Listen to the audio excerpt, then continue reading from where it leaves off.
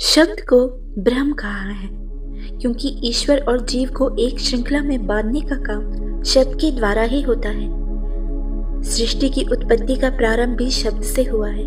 पंच तत्वों से पहले आकाश बना। आकाश की तन्मात्रा शब्द है। अन्य समस्त पदार्थों की भांति शब्द भी दो प्रकार का है, सूक्ष्म और स्थूल। सूक्ष्म शब्द को विचार कहते हैं और स्थूल शब्द को नाद।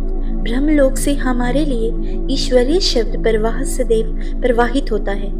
ईश्वर हमारे साथ वार्तालाप करना चाहते हैं, पर इसमें से बहुत कम लोग ऐसे हैं जो उसे सुनना चाहते हैं या सुनने की इच्छा करते हैं। ईश्वरीय शब्द निरंतर एक ऐसी विचारधारा प्रेरित करते हैं जो हमारे लिए अतीव कल्याणकारी होती है। उसको यदि सुना और समझा जा सके तथा उसके अनुसार मार्ग निर्धारित किया जा सके तो निसंदेह जीवन उद्देश्य की ओर गति से अग्रसर हुआ जा सकता है। यह विचारधारा हमारी आत्मा से टकराती है। हमारा अंतःकरण एक रेडियो है जिसकी ओर यदि अभिमुख हुआ जाए, अपनी वृत्तियों को अंतर्मुख बनाकर आत्मा में प्रस्फुटित होने वाली दिव्य विचार लहरियों को सुना जाए तो ईश्वरीय वाणी हमें प्रत्यक्ष में सुनाई पड़ सकती है। इसी को आकाशवाणी कहते हैं। हमें क्या करना चाहिए, क्या नहीं, हमारे लिए क्या उचित है, क्या अनुचित, इसका प्रत्यक्ष संदेश ईश्वर की ओर से प्राप्त होता है। अंतःकरण की पुकार, आत्मा का आदेश, ईश्वरीय संदेश, आकाशवाणी, तत्व ज्ञान आदि नामों से इसी विचारधारा को पुकारते हैं। अपनी आत्मा के यंत्र को स्वच्छ करके जो इस दिव्य संदेश को सुनने में सफलता प्राप्त कर लेता है वे आत्मदर्शी एवं ईश्वर परायण कहलाते हैं। ईश्वर उनके लिए बिल्कुल समीप होते हैं जो ईश्वर की बातें सुनते हैं और अपनी उससे कहते हैं। इस दिव्य मिलन के लिए हास मार के स्थूल नेत्र या कानों का उपयोग करने की आवश्यकता नहीं पड़ती। आत्मा की समीपता में बैठा हुआ अंतःकरण अपनी दिव्य इंद्रियों की सहायता से इस कार्य को आसानी से पूरा कर लेता है। यह अत्यंत सूक्ष्म ब्रह्म शब्द दिव्य विचार शुरू में धुंधले रूप में दिखाई पड़ता है, पर जितनी आंतरिक पवित्रता बढ़ती जाती है उतने ही दिव्य संदेश बिल्कुल स्पष्ट रूप में सामने आते हैं। आरंभ में अपने लिए कर्तव्यों का बोध होता है, पाप पुण्य का संकेत होता है। बुरा कर्म करते समय अंतर में भय, घृणा, लज्जा, संकोच आदि का होना तथा उत्तम कार्य करते समय आत्मसंतोष, प्रसन्नता, उत्साह होना स्थिति का बोध होता है। यह दिव्य संदेश आगे चलकर भूत, भविष्य, वर्तमान की सभी घटनाओं को प्रकट करता है। किसके लिए क्या भवितव्य बन रहा है और क्या भविष्य में किसके लिए क्या घटना घटित होने वाली है, यह सब कुछ उससे प्रकट हो जाता है।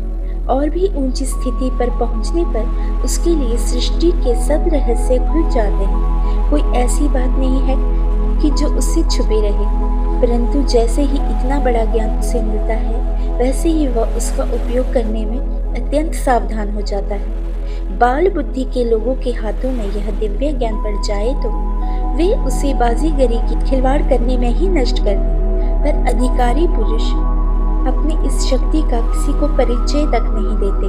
उसे भौतिक बखेड़ों से पूर्णतया बचाकर अपनी तथा दूसरों की आत्म उन्नति में लगाते हैं। शब्द ब्रह्म का दूसरा रूप जो विचार संदेश की अपेक्षा कुछ स्थूल है वह नाद है।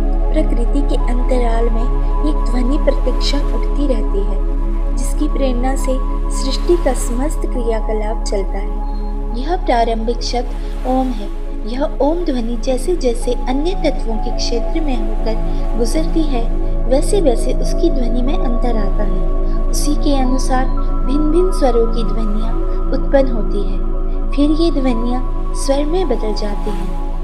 इन स्वर लहरियों का सुनना ही नाद योग है। पंच तत्वों की प्रतिध्वनित हुई ओंकार की स्वर लहरियों को सुनने की नाद योग साधना कई दृष्टियों से बड़ी महत्वपूर्ण है।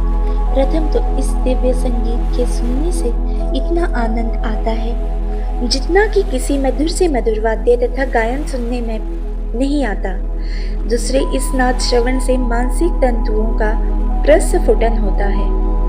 मृग का मस्तिष्क मधुर संगीत सुनकर इतना उत्साहित हो जाता है कि उसे तन बदन का होश नहीं रहता। उसी प्रकार नाद का दिव्य संगीत सुनकर मानव मस्तिष्क में भी ऐसी स्फुरणा होती है जिसके कारण अनेक गुप्त मानसिक शक्तियाँ विकसित होती हैं। इस प्रकार भौतिक और आत्मिक दोनों ही दिशाओं में गति होती है। तीसरा लाभ एकाग्रता है।